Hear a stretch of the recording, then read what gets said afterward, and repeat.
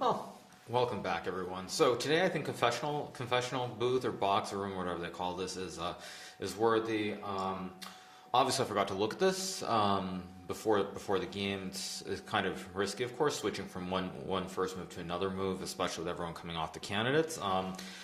Of course, I had a game in something very similar to this. I think this exact position, perhaps, against Dubov, I think it was, back in the FIDE Grand Prix in like 2019, before the pandemic hit. I think this was like May, last time I was in Russia, probably last time I'll ever be there, actually. Or no, I played there later in St. Petersburg. But anyway, that's beside the point. So I had this... I had something very similar against Dubov in the FIDE Grand Prix in 2019. I think he didn't play H6, if I remember correctly, or something like that, but...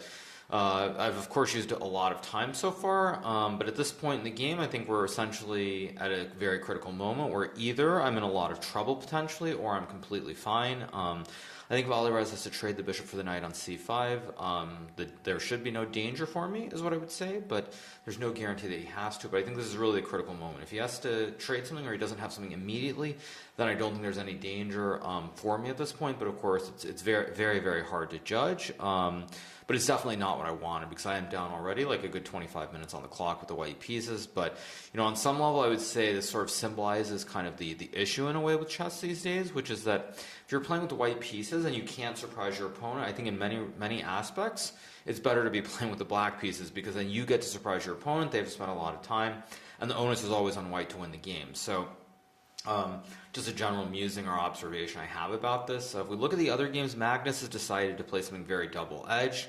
He's kind of going all in today, I guess you could say. I think he's either going to win or he's going to lose. Very hard to see that Sicilian position ending in a draw.